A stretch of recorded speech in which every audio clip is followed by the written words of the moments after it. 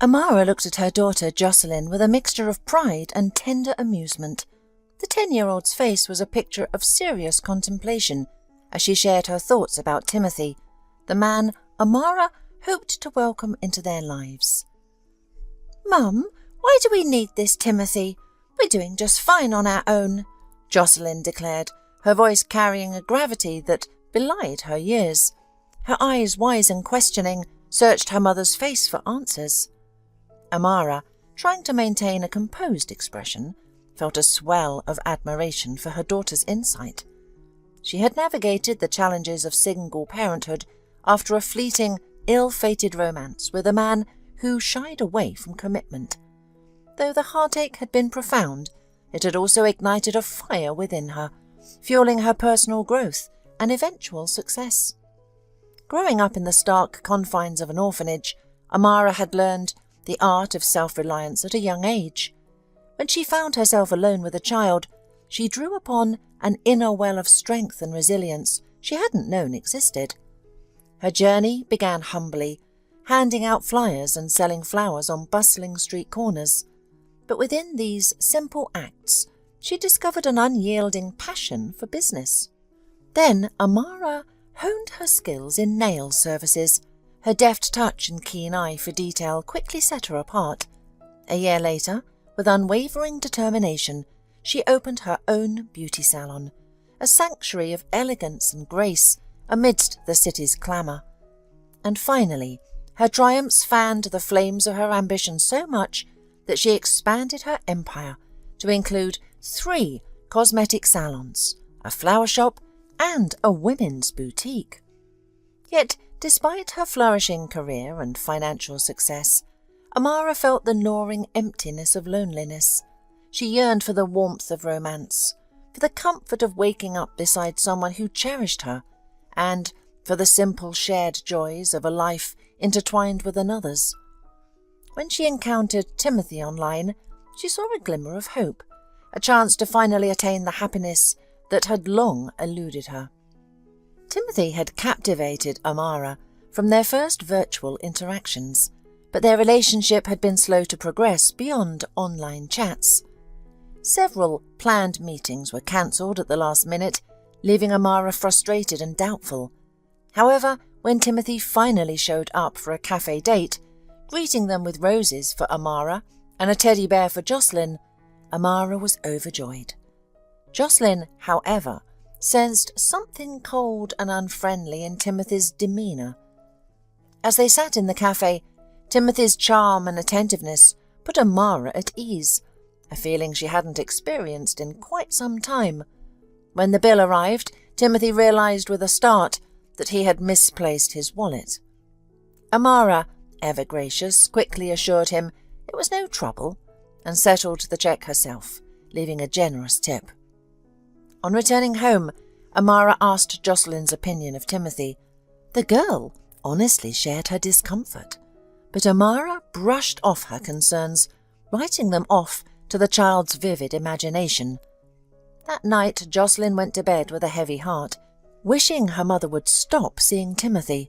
She liked their kind and helpful neighbour Edward, Jason's father, who was kind and sincere, but these wonderful neighbours unfortunately remained in their past life in the old apartment building, and in Jocelyn's new life was the hated Timothy. Amara, however, was deeply enamoured with Timothy, seeing no faults in his character. He had revealed little about his past, sharing only that he had moved from a small town and risen through the ranks to become a manager. His courtship was a whirlwind of romance and promises, and talk of marriage swept Amara off her feet. Despite her friends' cautions to proceed slowly, she was captivated by the dream of a future with him. Their wedding was a lavish affair, with Amara presenting Timothy with a gleaming new car as a wedding gift. They moved into a spacious apartment Amara had purchased just before the nuptials. Jocelyn, however, remained guarded about Timothy, sensing a disingenuousness that her mother seemed blind to. Despite her reservations, Jocelyn had to accept this new reality, as Amara was unwilling to acknowledge her daughter's warnings. 6 months had passed, yet the tension between Jocelyn and her stepfather Timothy lingered. She found solace in confiding her worries to her friend Jason, who was the only one she trusted with her concerns. "You know, this Timothy is weird," Jocelyn admitted. "When Mum's not home, he vanishes, spends a lot of money, and is even talking about buying a new car." "Maybe he can afford it," Jason offered, though his tone betrayed a hint of skepticism. Jason's own life had been shaped by loss. His mother had passed away years ago, leaving his father to work tirelessly at a factory to support them, with little time for anything else. Jocelyn's suspicions were further fueled when she inadvertently overheard a peculiar phone conversation. She had returned home to fetch her ball, and upon entering, heard Timothy's voice from another room. "Yes, Lena, I've missed you too. Just wait a little longer. Tomorrow she'll leave for a business trip, and we'll have a great time together. I love you." Jocelyn, her cheeks flushing with anger and disbelief, hurried outside. She spent the rest of the evening in the playground, fighting back tears until her mother returned from work and took her home. "Jocelyn, what's wrong? Did someone hurt you?" Amara asked, immediately sensing her daughter's distress. Jocelyn hesitated, grappling with the weight of what she had heard. She knew she had to share her discovery with her mother, but the thought of shattering her happiness filled her with dread. The truth was a bitter pill to swallow, and Jocelyn braced herself for the storm that was about to unfold. "Mum, you won't believe what I heard," Jocelyn exclaimed, her voice trembling with urgency as she recounted the conversation she had overheard. Amara's expression darkened as she listened, her heart heavy with the weight of her daughter's revelation. She confronted Timothy, who met her accusations with a calm and convincing demeanour, dismissing Jocelyn's claims as the product of an overactive imagination. "Darling, children at this age often have vivid imaginations. Do you really think I could deceive you? I love you so much. But if there's no trust, maybe it's best we separate," Timothy suggested, his words carefully chosen to manipulate the situation. "All right, I'm sorry, I must have jumped to conclusions," Amara said, her voice tinged with embarrassment. "It's been a tough day, and I overreacted." She smiled weakly, hugging her husband. The conflict seemed to dissipate, but beneath the surface, Timothy's resentment towards Jocelyn festered. He blamed her for his troubles. One day he even threatened her, warning that if she ever spoke against him again, she would face severe consequences. This only fueled Jocelyn's determination to uncover the truth.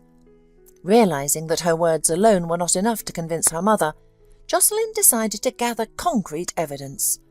She began monitoring Timothy's movements and found out about his frequent visits to their old apartment with a mysterious woman.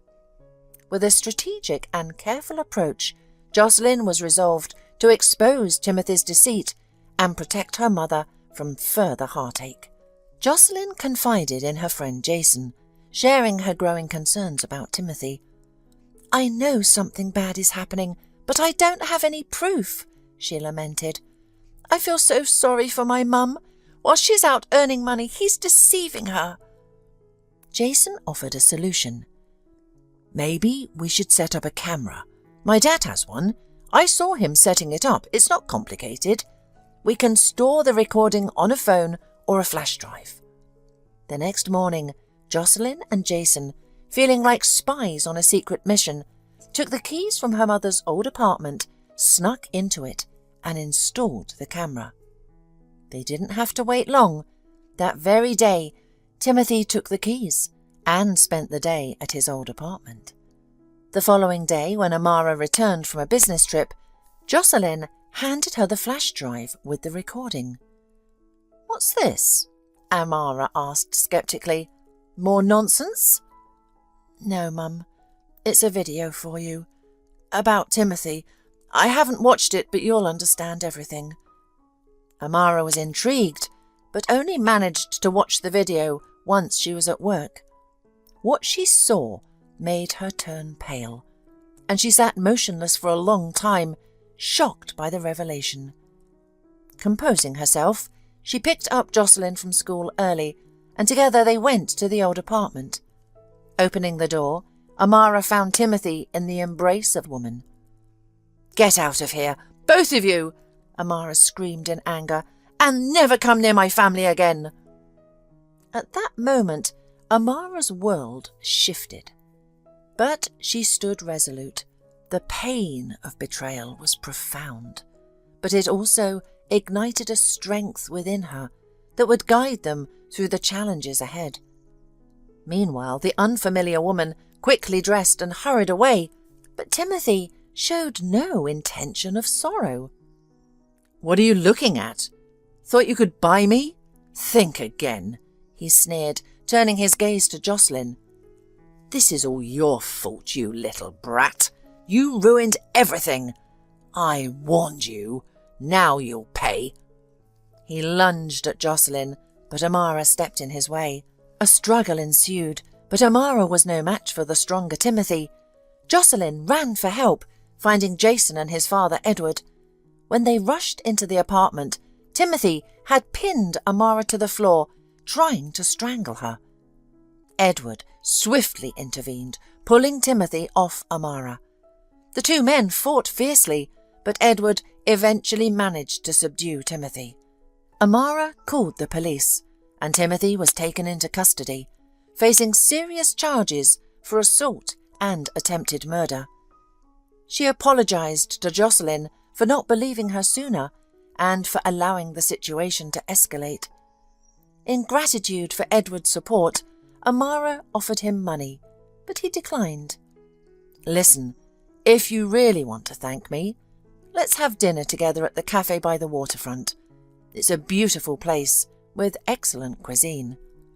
Amara agreed, thinking a change of scenery would be beneficial after the stressful ordeal. They all went to the cafe and enjoyed a wonderful evening together. Unbeknownst to Amara, Edward had long harboured feelings for her, but had been hesitant to confess due to their financial disparity. Of course, Amara couldn't forget Timothy overnight. She still had to navigate the complexities of a divorce and the trial of her former spouse. However, after witnessing the video of his infidelity, something within her shifted. The obsession that had consumed her since meeting Timothy dissolved, and she no longer fell for sweet talk. Instead, she found solace in the reliability and sincerity of people like Edward. It took time, but one day, Amara realized she was ready for a new relationship. Her feelings for Edward weren't a sudden, intense spark like they had been with Timothy.